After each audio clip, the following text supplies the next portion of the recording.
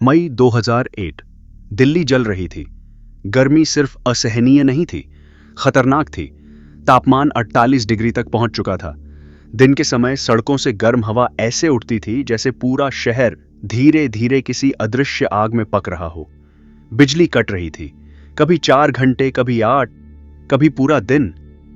पुराने इलाकों और गरीब बस्तियों में पंखे बंद पड़े रहते, कमरे भट्ठी जैसे हो जाते और लोग रात होने का इंतजार करते, सिर्फ इसलिए ताकि सांस ले सकें। जब अंधेरा होता तो हजारों लोग अपने घरों की छतों पर चले जाते। परिवारों के परिवार, बच्चे, बुजुर्ग, महिलाएं, सब खुले आसमान के नीचे सोते। ऊपर गर्म हवा, नीचे खामोश गलियां और बीच में फैला हुआ एक अजीब सा बेचैन सन्नाटा। किसी को अंदाजा नहीं था कि अगले कुछ दिनों में यही छतें डर का मैदान बन जाएंगी और उस डर का कोई चेहरा नहीं होगा। 10 मई 2008, आधी रात के बाद का समय।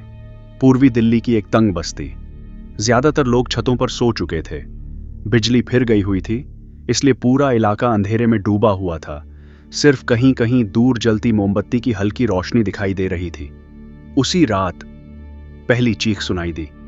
एक परिवार ने दावा किया कि उन्होंने छत पर एक चीज देखी। वो इंसान जैसी थी, लेकिन पूरी तरह इंसान नहीं।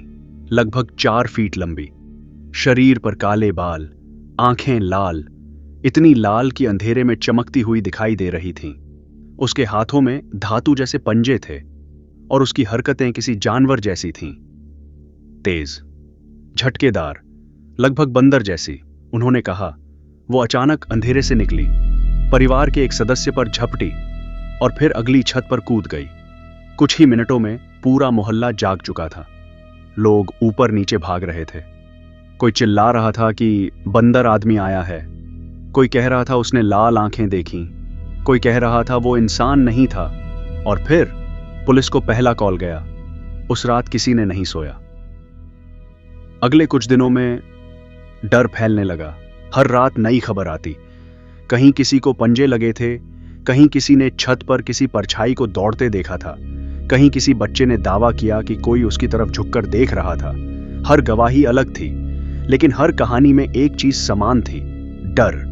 कुछ लोग कहते थे उसके सिर पर हेलमेट था, कुछ कहते थे उसके पैरों में स्प्रिंग लगे थे, कुछ कहते थे वो दीवारों पर चढ़ सकता था, और कुछ लोगों ने दावा किया कि उसकी आवाज इंसानों जैसी थी। लेकिन जितनी तेजी से कहानियां बढ़ रही थीं, उतनी ही तेजी से वे बदल भी रही थीं। फिर मीडिया आ गया और वहीं से सब कुछ नियंत्रण से बाहर हो गया। अखबारों की हेडलाइंस अचानक एक ही चीज से भर गईं। दिल्ली में रहस्यमयी प्राणी का आतंक, मंकी मैन ने फिर किया हमला। लाल आंखों वाला दानव रात में घूम रहा है। न्यूज चैनलों ने इसे एक रहस्य नहीं, एक आपदा की तरह दिखाना शुरू कर दिया। हर घंटे अपडेट आने लगे। रिपोर्टर अंधेरी गलियों में खड़े होकर बता रहे थे कि यह चीज किसी भी समय फिर हमला कर सकती है। और जितनी ज्यादा कवरेज बढ़ी, उतना ही डर असली लगने लगा। अब लोग सिर्फ कहानियां नहीं सुन रहे थे, वे उन्हें मानने लगे थे।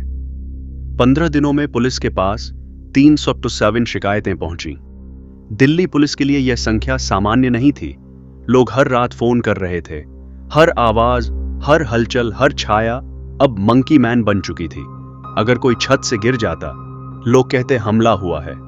अगर कोई अंधेरे में भागते हुए घायल हो जाता, लोग कहते वो उससे बचकर भाग रहा था। धीरे धीरे डर ने तर्क को निगलना शुरू कर दिया। लेकिन असली भय उस चीज ने नहीं फैलाया जिसे लोग मंकी मैन कह रहे थे। असली भय इंसानों ने फैलाया। लोगों ने खुद पहरेदारी शुरू कर दी। रात में मोहल्लों में समूह घूमने लगे, हाथों में डंडे, लोहे की रॉड्स, और दिमाग में सिर्फ एक चीज, उसे पकड़ना है। समस्या ये थी, किसी को पता नहीं था वो दिखता कैसा है, इसलिए कोई भी संदिग्ध बन सकता था।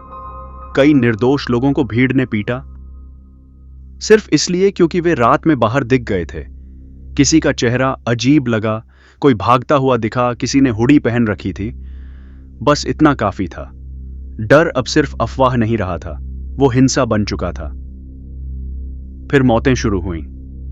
लेकिन जिस चीज ने लोगों को मारा, वो कोई दानव नहीं था, वो घबराहट थी। 2 लोग छतों से गिरकर मारे गए। उन्होंने कुछ देखा था, या शायद उन्हें लगा कि उन्होंने कुछ देखा है। वे भागे, संतुलन बिगड़ा और अंधेरे में नीचे गिर गए। उनकी मौत का कारण मंकी मैन नहीं था, डर था। बाद में डॉक्टरों और मनोवैज्ञानिकों ने मामलों की जांच की।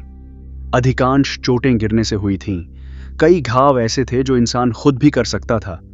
किसी भी केस में कोई ऐसा सबूत नहीं मिला जो किसी जंगली जानवर या अजीब प्राणी के हमले की पुष्टि करे। कोई फोटो नहीं, कोई वीडियो नहीं, कोई पकड़ में नहीं आया, कुछ भी नहीं। फिर भी लाखों लोग विश्वास कर चुके थे कि वो चीज असली थी। क्यों? क्योंकि डर सबूत नहीं मांगता। जांचकर्ताओं ने एक और अजीब बात नोटिस की। हर हमला बिजली कटने के दौरान हुआ था।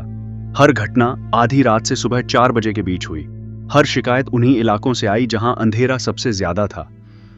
और बेचैनी भी, मतलब लोग थके हुए थे, गर्मी से परेशान थे, अंधेरे में थे, पहले से डरे हुए थे। और इंसानी दिमाग ऐसे माहौल में चीजें गढ़ना शुरू कर देता है।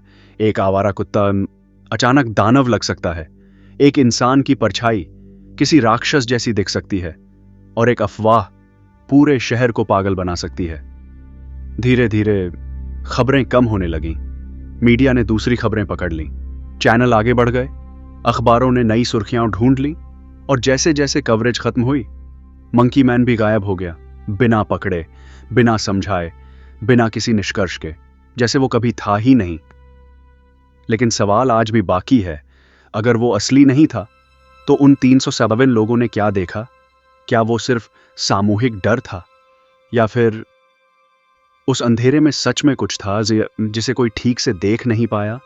शायद जवाब कभी नहीं मिलेगा। लेकिन एक बात साफ है, 2008 की उस गर्मी में दिल्ली किसी प्राणी से नहीं डरी थी, वो अपने ही डर से डर गई थी। और कभी कभी इंसानी दिमाग जो राक्षस बनाता है, वे किसी भी असली राक्षस से ज्यादा खतरनाक होते हैं।